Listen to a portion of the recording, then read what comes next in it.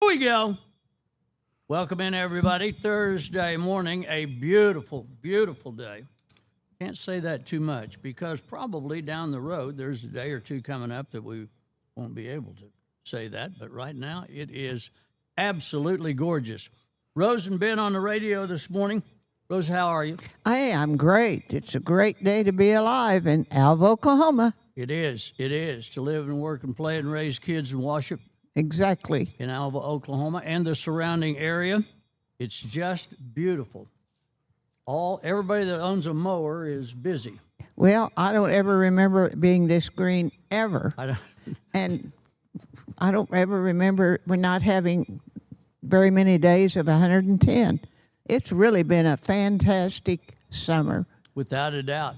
And if Rose can't remember, I mean, I don't know. I don't know if we can get anybody to go any further back. So, Rose, Yes. I had the most interesting conversation yesterday, and I mean that sincerely. You know, it's good to sit and chat with people and learn about them and stuff. This was on, over, and above. It was just delightful. The gentleman's name is Phil Ware. He's the owner, the new owner of the Hopeton State Bank. Gentleman is from Dallas originally. Actually, he came from Mississippi originally. He's an Ole Miss graduate, and we just chatted about the community. You know, he wanted to know some history here and there that I could give him. Not anything incredible, but you know, getting the lay of the land. But he'll be on with us in a week or two. He commutes from Dallas. Wow. Was he a local at one time? Was he from here? No. Oh, I thought you were going to say I used to babysit him. I used to babysit some Ware kids. I'm that old. I'll check with him. I'm pretty sure you weren't in Mississippi, but okay, no. But maybe so. I thought maybe he was from Alva. No, it's not. Who was the guy that sold me the motorcycle? Artie Ware. Artie, oh yes. I think it would have been his kids. And Artie is related to Lynch over here. Oh, okay. Then I have told you about Phil Ware and that we're going to have him on the show. So why don't you introduce the people that we really do have on the show? All right. Well, today we have Don Lynch, and we may or may not get to him. His grandparents lived about 2 miles from the family of Frank and Jesse James, and we may talk about that, or we may talk about it next week. But then our main guy here who's going to be first is a guy named Kirk Treacle, and he comes from the family that started Camp Houston. And if for those of you who don't know, Camp Houston was out north of Freedom, and I'll let Kirk tell you for sure where that was. But they've played an important part in our local history, and have been there a long time. And we've always talked about Camp Houston, and I think he's going to tell us a lot of stories about Camp Houston. And so with that, I'll pass it over to Kirk. Kirk is what we call in the business a friend of the show.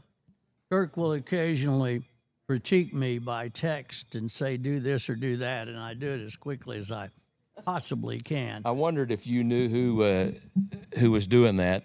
Well, sometimes. I'm nothing if not sporadic. It's good to have you here, buddy. Thank you. Well, I'm the grandson of Bill Stewart Sr., and well, first let me tell you where Camp Houston is. It's 25 miles west of Alva and 3 or 4 miles north of Freedom at the intersection of Highway 50 and 64 at that junction there. What was the name of that club that was out there for years? 25 and Plum, was it? I think I remember something about that. Yeah, that was in a building that sat over on the northwest corner of the intersection. Right. Yeah.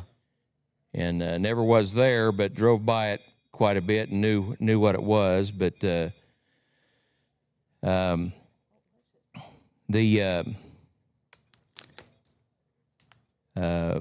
great granddad came from, and his wife was Mabel Stewart, and they originally came from Champaign, Illinois to Red Cloud, Nebraska, and then from Red Cloud, Nebraska, he and several of his siblings came to Camp Houston area around 1900, and they all staked claims on pieces of unclaimed land. Now the land run was September 16, 1893, and you would think, well, how would they claim ground in 1900? But there was quite a bit of ground in different places that hadn't had claims staked on them, or maybe the claim had been not proved up or something to the point that it was open again.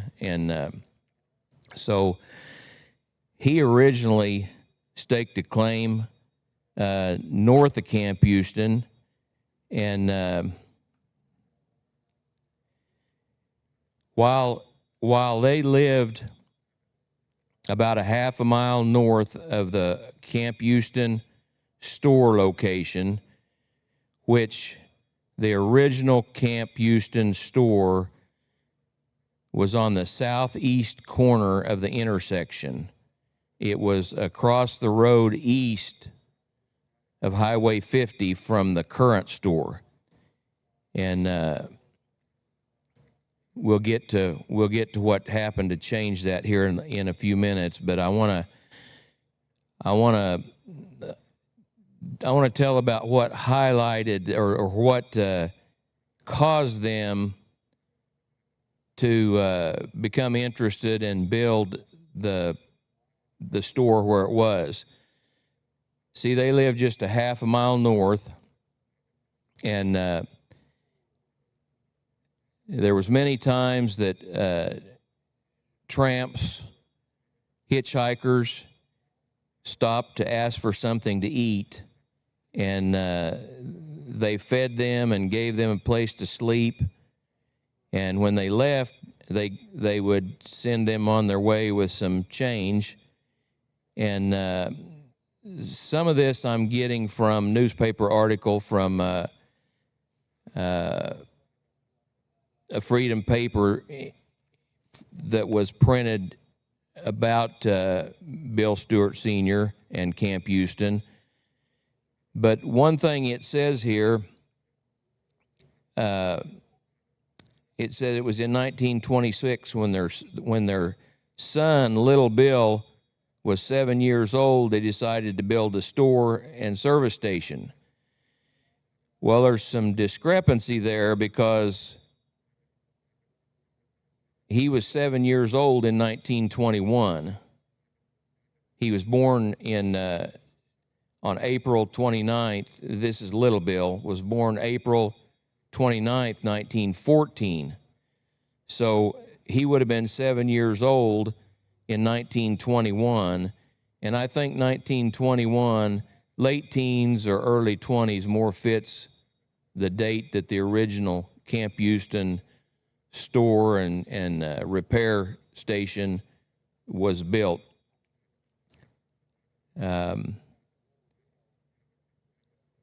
They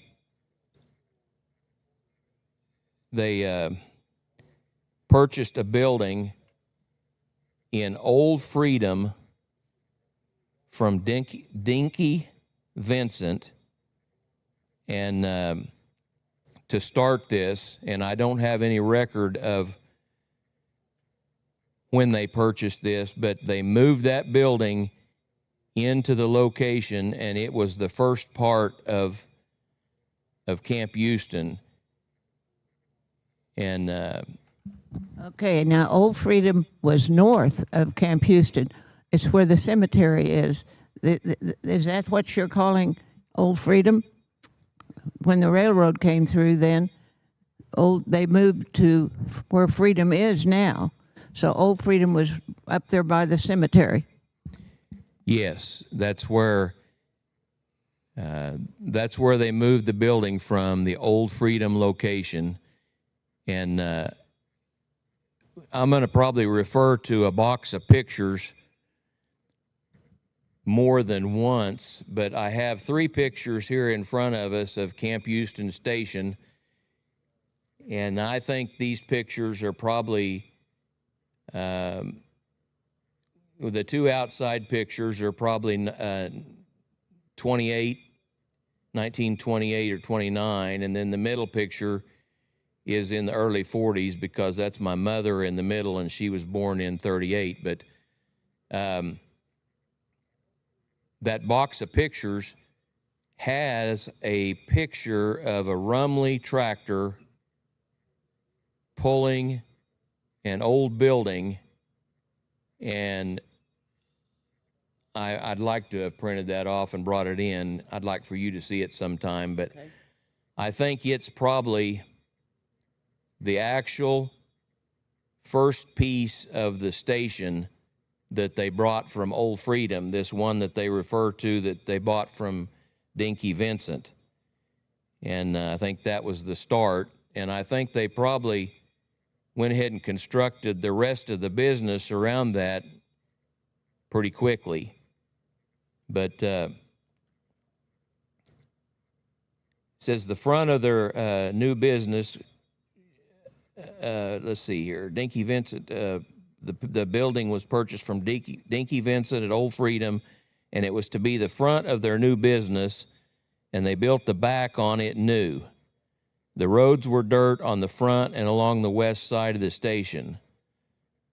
Some men asked Bill one day when he was working on the building what he was going to call his place of business. He replied, Camp Houston, after Houston Creek, which run through his land.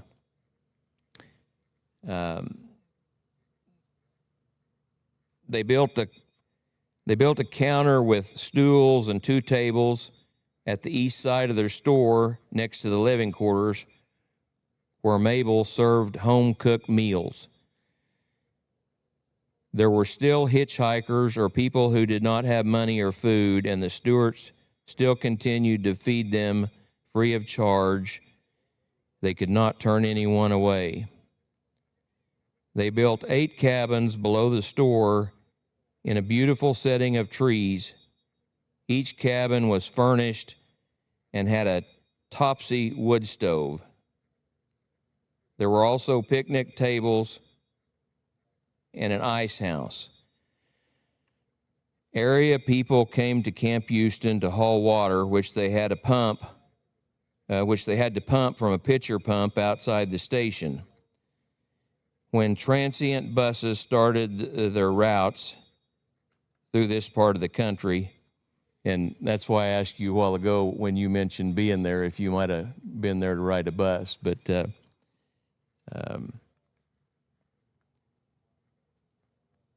Camp Houston was one of the bus stations for Greyhound buses. That's really interesting. The Greyhound bus stopped at Camp Houston? Yes, that was a regular stop, and an interesting note on that came from my uncle Harold Wonger. He said that a lot of times the bus would be in need of some repair, and my granddad, Charlie Wonger, would work on the bus. Okay. Do you remember, Rose, coming down to my office at the fire station? Yes, I do. Well, that was... Well, I had Harold Wonger with me, didn't I?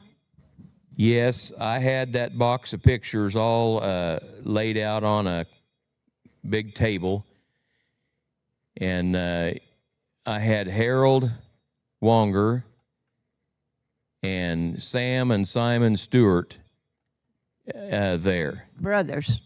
They were twins. Yeah. Yes. And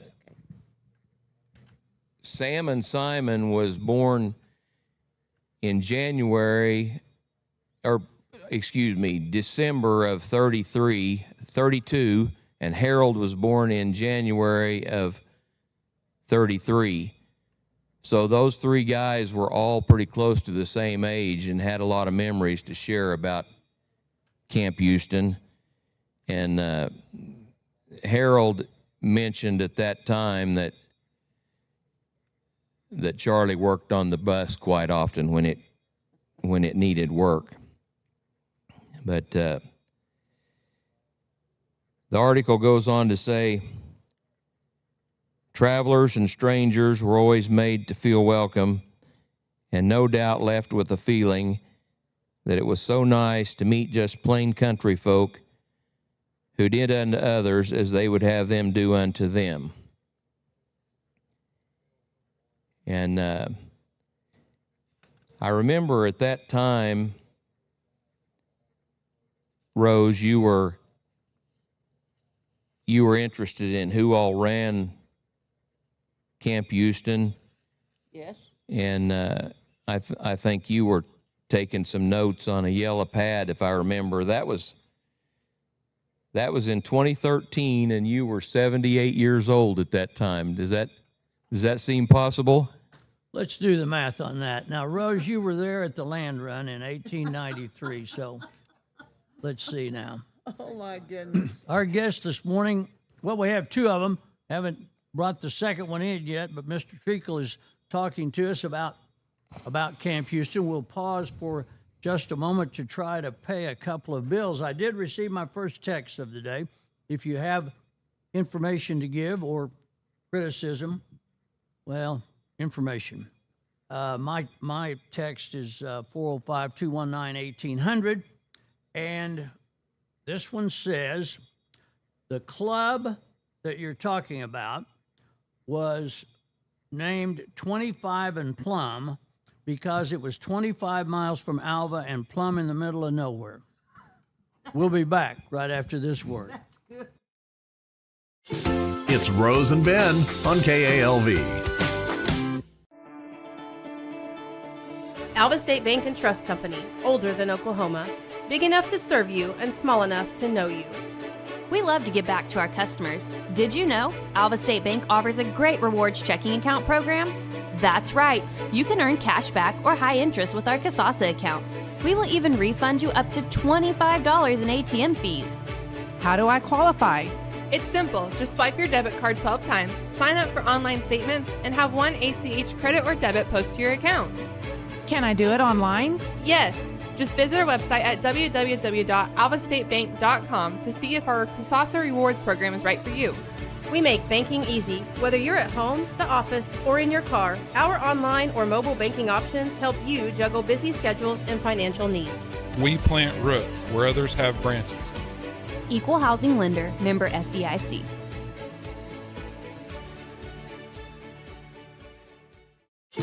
This is Rose and Ben on KALV. If you want me to. Thanks for joining us on the Rose and Ben Radio Rodeo Roundup. Has nothing to do with rodeo, but it does have to do with Rose. And Rose, Yes, talking to your guest this morning about Camp Houston. yes. It was an integral part of our history out there, and he was just telling about the Greyhound buses that stopped there. One of my favorite things, we stopped at Camp Houston often. My Aunt Ruth was married to Donald Fry, and Donald and Joe farmed right up the hill from Camp Houston. So, and one of my great times of being little, I didn't know how cool it was at the time. There was a train that ran, called the Buffalo, because it ran from Winoka to Buffalo. And I could pack my little bag and get on in Winoka. Cliff Chapman was the engineer, and he and I drove the train to Freedom. I'd get off at Freedom. Well, he told me I was driving it. I got off at Freedom. I'd spend the day with my Aunt Ruth, and then she dropped me off as the train came back through going to Winoka. Got to do that 7 or 8 times when I was first or second grade, something like that. It was awesome. Did you say you were related to the Frys? My Aunt Ruth was married to Donald Fry. Joe and Donald. Okay, their parents. I kind of remember the Frys. That was John was their dad, was he not? Bob Fry was Bob Fry was the. Mm-hmm. Well, there were some Frys that were around where I grew up, and they also had a sister or an aunt, and she was quite a horseman. Do you remember that? Elizabeth or Betty Ann or something? I may be. Elizabeth or Betty Ann. They both sound very. Well, anyway, we do remember the Frys, and they were prominent people in the farming and ranching community. Yeah, they farmed really big. Okay. They did. So my favorite thing in Camp Houston, Mr. Treacle, was this box-looking thing. It looked like kind of like a half a phone booth, if you will. And for those of you that want to know what a phone booth is, Google it. But it had little steps to it, and there was a sign on the front that said "Danger, Baby Rattlers." And outside, they did have a display a lot of the time of rattlesnakes during the time that I'm talking about. So you climbed up these steps and you looked in, and inside, down below, were these little pink baby rattles. Yes, I think that was.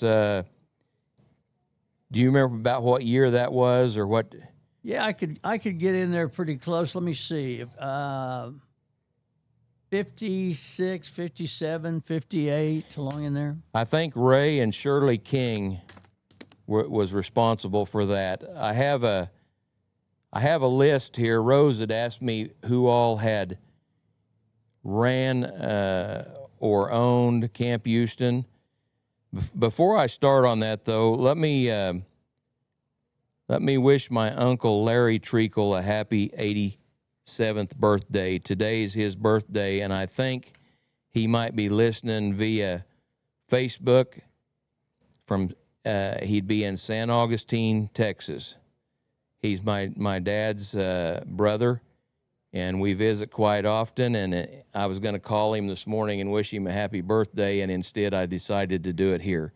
But Larry, if you have any messages, just text them to me at 405-219-1800. Profanity is okay in text, Larry. It's all right. Whatever you want to say, man. Bring it on. you won't get any of that from Larry. He's a good guy. But anyway, leased or rented Camp Houston from Bill and Mabel.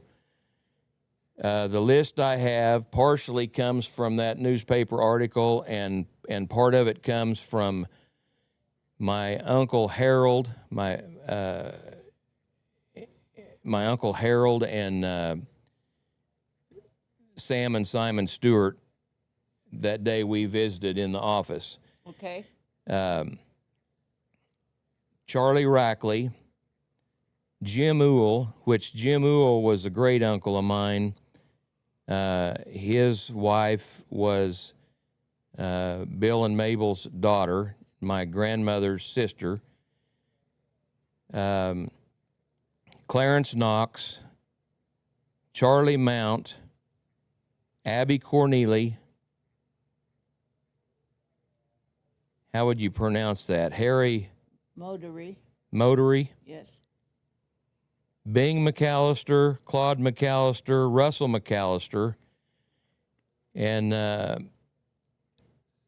Russell McAllister was a relation of mine. And do you remember a little salvage yard here in Alva at the corner of Hunt and Church Street? Russell's junkyard. I remember that pretty well. I guess I don't. My grandmother lived on Sealing Street, a block from there, and when I was a little boy, we'd go over to Russell's, and Russell was a coin collector, and he would show us his coin collection, and we'd take pop bottles over there, and he'd give us a nickel or a dime, whatever the deposit was. But he ran it. Then my granddad, Charlie Wonger, Charlie was married to Sadie, and Sadie was Bill Sr., Bill and Mabel's daughter. Then Bob Trammell and Harold named somebody with the last name of Cox, but I did never get the first name. Then a Lloyd Wonger, a Frank Kurz, Kurz, and then it's sold to John and Ella Woods. That's the first time that Bill and Mabel didn't have anything to do with it anymore. They sold it to John and Ella Woods. When was that about? I'm going to have to do a little more research on that. I'm going to guess maybe the 50s. Okay. Based on some of the other information I have. But then they sold it to Carl Morhart. He sold it to Abby Corneely, who had run it at one time in the past according to the lease or rent list. And then Abby Corneely sold it to Ray and Shirley King. And when my great-grandparents owned it, they started building little cabins out back, and they had as many as 8 of them, and that's where part of the name camp came from, Camp Houston. These little cabins were just the one-room little cabins, and some of the people that lived in those little cabins on a more permanent basis, probably while they were running the station, was my grandparents, Charlie and Sadie Wonger, Bill and Nadine Stewart, and Vernie and Jim Ewell, And while Charlie and Sadie Wonger lived in one of the cabins, they lived in two of the cabins. Their family was pretty big. They had 10 children. Of course, they wouldn't have all been there at the same time, but my mother was born in one of the cabins in 1938. And one of the pictures from the box I referred to earlier that I don't have here, the picture I don't have here, has a picture of my mother on the front porch of the cabin as a baby in a washpan, getting a bath in a washpan. But okay, it's had quite a lot of ownership then. Are the cabins, so what happened to the cabins? They eventually were torn down? Well, yes, and my sister Rhonda told me that she had heard that one of the cabins might still exist somewhere in Freedom, that it might have been moved to Freedom. So that'd be real interesting to, if anyone knows about that, it'd be real interesting to learn about it and know where it was and be able to go see it. But some of the things that my Uncle Harold told me the day that you were with us in my office, and I know a picture's worth 1,000 words, and it's kind of strange to bring these 3 pictures to a radio show where people can't see them, but I'd like to try to describe a little bit. There's about a 23 or 4 Model T sitting on a dirt drive in front of the station, the original station that was on the east side of Highway 50 and the south side of 64. The front wall of the station has 2 doors in it, and I believe the door on the left was the living quarters for Bill and Mabel. There's a sign between the 2 doors that says Cherry Blossom and a picture of a soda, and that was probably one of those porcelain signs. Mm-hmm. Then there's 2 windows on the other side, and on each side of the door on the post it says cigars, tobacco, and then to the right of that there's a large overhead door, and on the left side of it it says free air. Above the door it says tires fixed here. And the very top of the building there's a big sign that says Camp Houston, cold drinks and lunch. And that sign is painted large and it's pretty well faded, which tells me that this picture was taken sometime after the building had been there a while. And the gas pump out in front, there's a single gas pump. It's the old type of a gas pump that's square and tall and had a hand lever on the side of it, and pumped the gas up into a glass bowl up in top that measured out the amount, and then it gravity fed down into the car. And it says Champlin gasoline. There's a globe on top of that says Champlin gasoline. And on the drive tending to this Model T is Bill Stewart Sr. He's over at the right-hand side, probably washing a window. And Charlie Wonger, my granddad, he's at the right rear tire with an air pump, airing up the tire. And they've got a grease can out on the drive.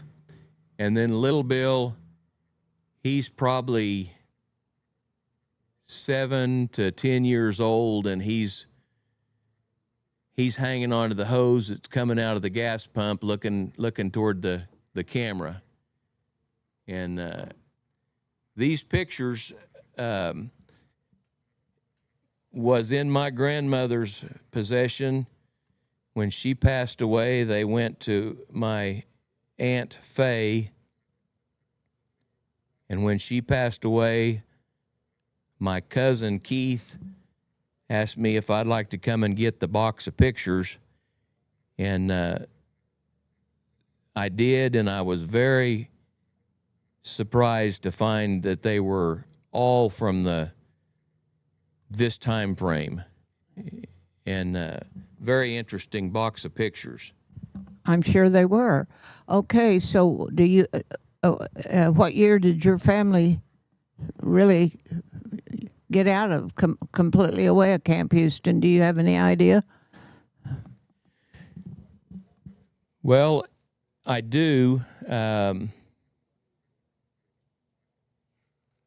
believe George Sr. and Mabel moved to Alva around 1950. And I've got that written down here, but I'm kind of, without having that paper right in front of me, I'm going to go off of memory. But that's close enough. Are there any other outstanding things that you can remember? Anything that's happened at Camp Houston?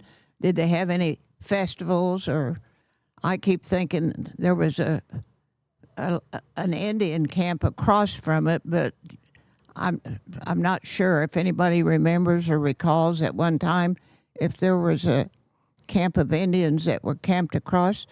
Write in and let us know. Well, the only thing I have to say about Indians or sacred ground there is when they were building the last new bridge on Highway 50, I was told that they had to put the detour around the old bridge on the west side because there was sacred Indian ground on the east side. And so that kind of matches up a little bit with what you had heard. It would be interesting to know more about that. And you asked me, as far as festivals or anything of that nature, I think based on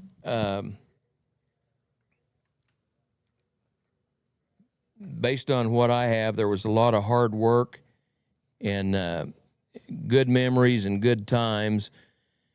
On Mabel's 90th Christmas, there was an article in the Freedom paper, and I'm going to read that to you. It says, Miss Mabel Stewart of Alva, the widow of the late Bill Stewart, who with her husband came to the Houston Valley community in 1900 in covered wagon from Red Cloud, Nebraska, who with small children recently celebrated her 90th birthday.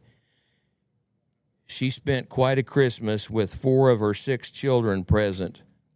The Stewarts homesteaded the place in 1900 where Mr. and Mrs. Bill Stewart now live. Mrs. Stewart still owns 440 acres of land. Mr. and Mrs. Stewart built the building which now houses the present Camp Houston store, which at the time was the old one that we've been talking about on the east side of the road, and 66th Station. They named the store and cabins Camp Houston. The name was taken from Houston Creek and the Houston Valley School.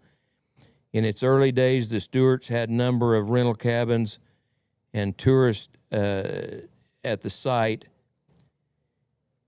The cabins were heated with small stoves. Mrs. Stewart says it is this which brought about the camp name.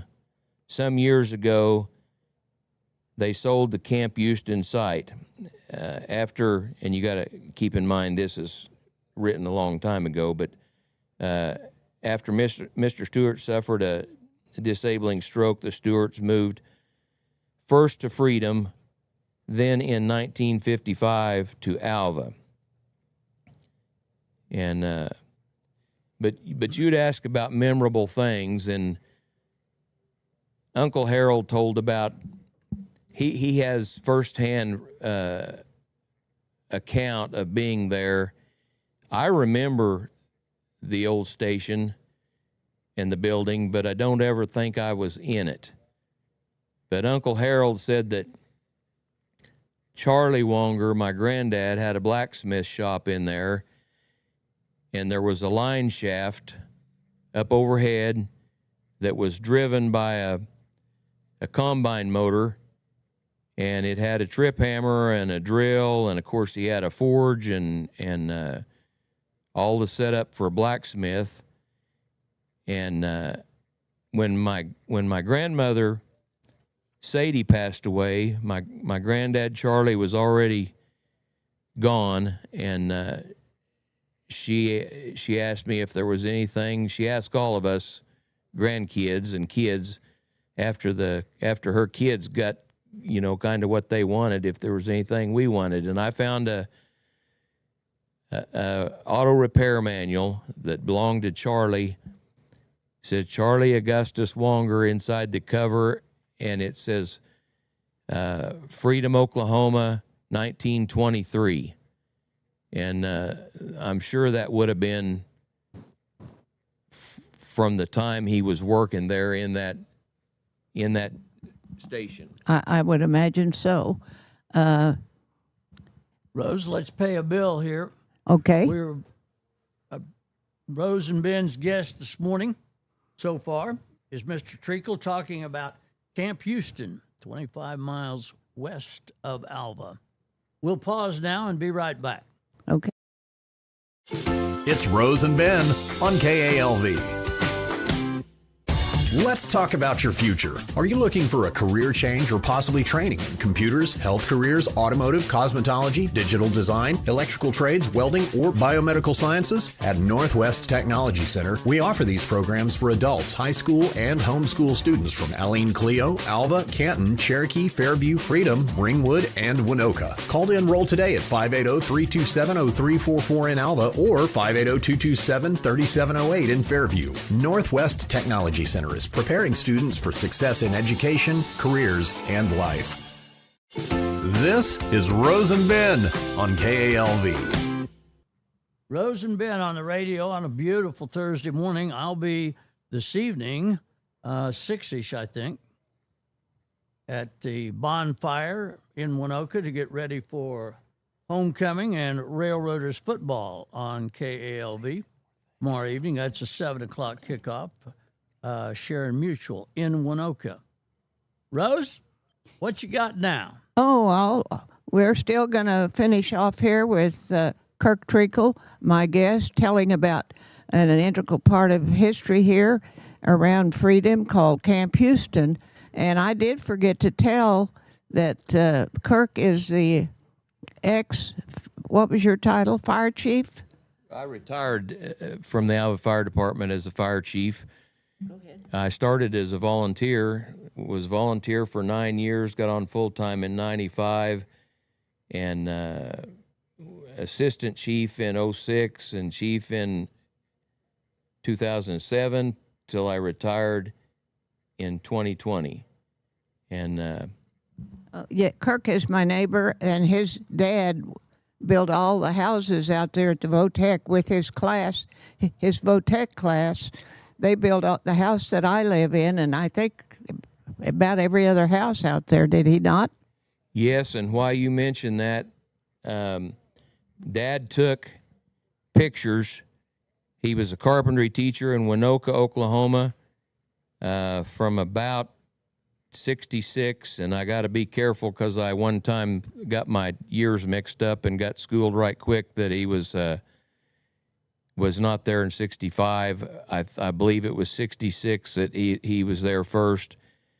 But anyway, he took a lot of pictures of all the houses being built all the way through Winoka till he retired in Alva. And I think there's over 1,000 pictures.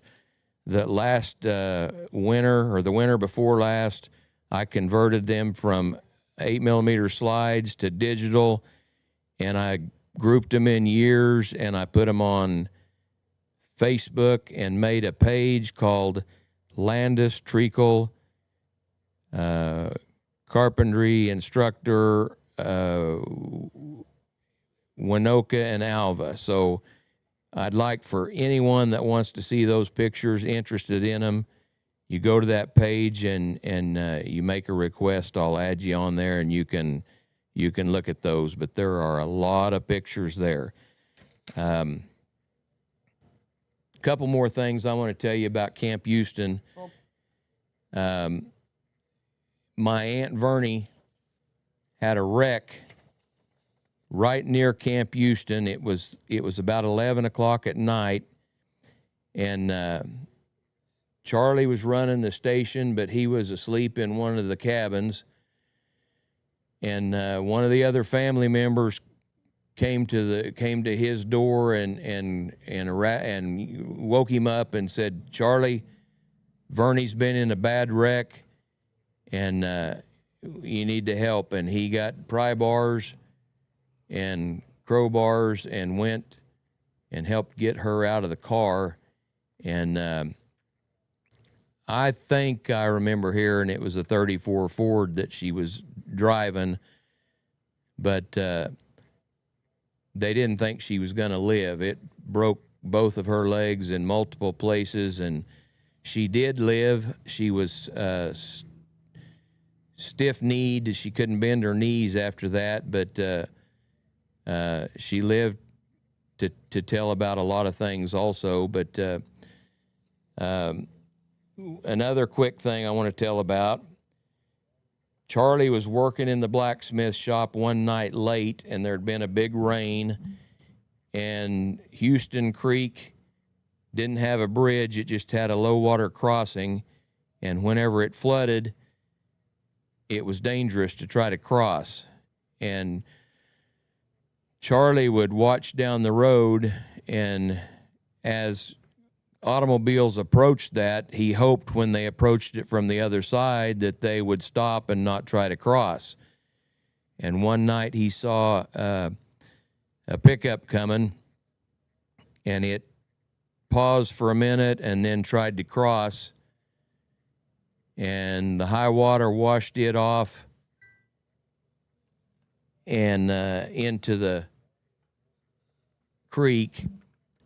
And Uncle Harold knew the name. It was a Tom Humes from Alva that drowned in. So that caused me to become interested, and I looked up Tom Humes, and there's an article in the paper about it. I thought I had the year written down, but anyway. It says in the article that he was a car salesman. His father was with him, and the father escapes from Otto as his son dies. And the boy was 19 years old.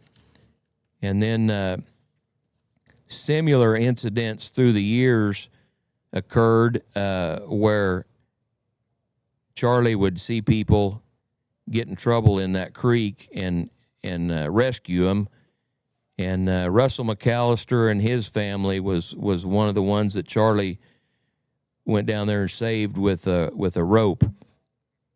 And do you remember the steam tractor that I referred to a while ago? Sort of. The Rumley? Yes. Okay. I have an interesting note about the Rumley. Arlo Dar was married, I believe it was George Stewart's daughter, Verline. I know it was Verline, but I believe Verline's dad was George Stewart.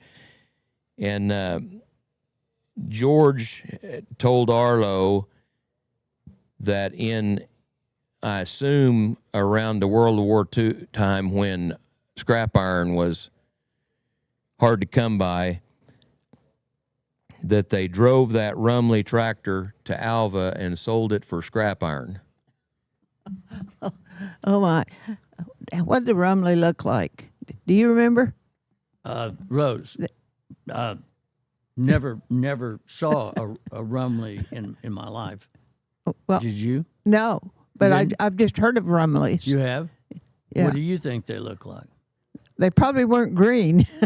I think you're right. They were a steam engine, and they were extremely large and had a cover over the operator area, that very large back wheels on iron, and they were geared extremely slow and moved very slow. So I would imagine that a road trip to Alva on a Rumley man. tractor might have taken a full day, if not more. Oh, let's see.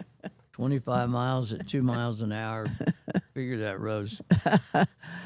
Well,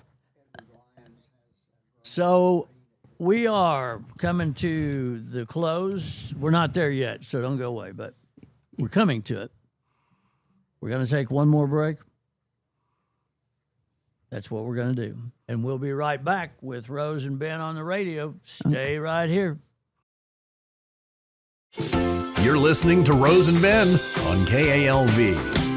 Beatles New Beginnings Nursing Center is proud to offer comprehensive care solutions for those who matter most. From rehabilitation and palliative care to skilled nursing and long-term care, Beatles is committed to providing comfort, dignity, and peace of mind. Now, with a second location, the Beatles family continues its long-standing tradition of excellence, serving the people of Northwest Oklahoma with the same compassion and dedication they've been known for. Come by and see them at 720 North Share Boulevard in Alva. Beatles New Beginnings Nursing Center, your care, your comfort, your community. This is Rose and Ben on KALV. It's Rose and Ben on the radio. Every Thursday morning, it's our idea of a morning show. 11 a.m. is the crack of 11 for us. Rose, back to you and your guest. okay, I have Kirk Treacle here, who's been telling about he's related to the people who started Camp Houston. And Camp Houston has served as an integral part of Freedom, Oklahoma's history for many, many years. Unfortunately, it is no longer in operation. I wish somebody would buy it, open it up, so we could have Camp Houston again. But Who owns it, Kirk? In case we want to buy it, Rose and I might put something together. yeah, we may want to. We don't know. I could make Barrocks and sell them. And Hey, I forgot to tell you that batch of beer rocks that you made, oh, those were incredible. good. Incredible. What'd you do differently? Nothing. Actually, those were the worst ones I've ever made. Oh, Those are the ones you got. not at my place. Those babies went quickly now. Well, Excellent at one job. time, I can't think of his name. Was it Linhart? Owned somebody. There were Linharts that ran Camp Houston. I Yes, remember he that. would bake Barrocks, and those crazy men out there wanted them hot. And he'd put so many peppers in there, they'd burn your mouth. But he made a lot of Barrocks and sold a lot of Barrocks out of Camp Houston. I can't remember. There were several Linharts in that family. Well, I think Rhea, Jerry. and I can't think of his name. Would it be Jerry? No, Not Jerry. no. But anyway, Sorry, Jerry. I thought I had you in there, man, but no. yeah. Nope. Camp Houston served a lot of needs for people, and I'm so sorry that it's closed. And we're going to about wrap it up here. I'm going to hand it back to Kirk if he has anything else to kind of cap off this. Well, he'll tell us. Camp Houston was a deer check place for years and years, too, during deer season. Probably so, yeah. I was fortunate enough to have Rose deliver me some beer rocks in her golf cart one time, and I sure can say that they were very good. Well, thank you. My mother would be proud.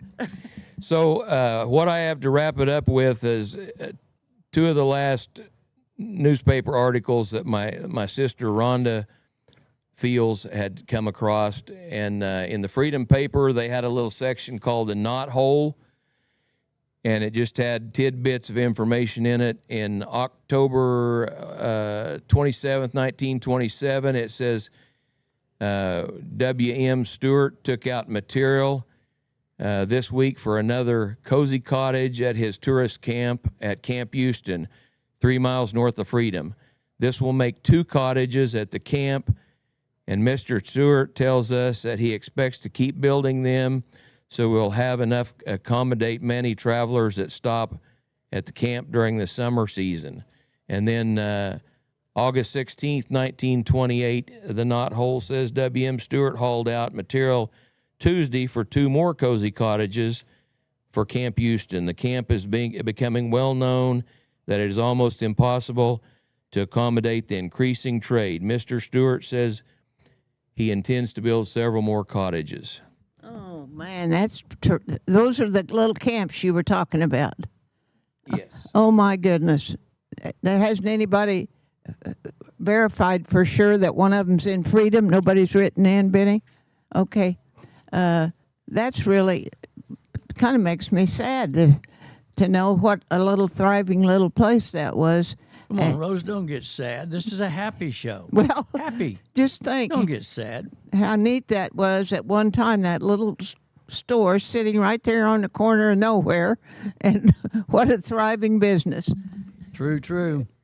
I will mention that I told Rose I had quite a bit of material, and she said, well, if you have enough to last this time, she said, we'll just bring back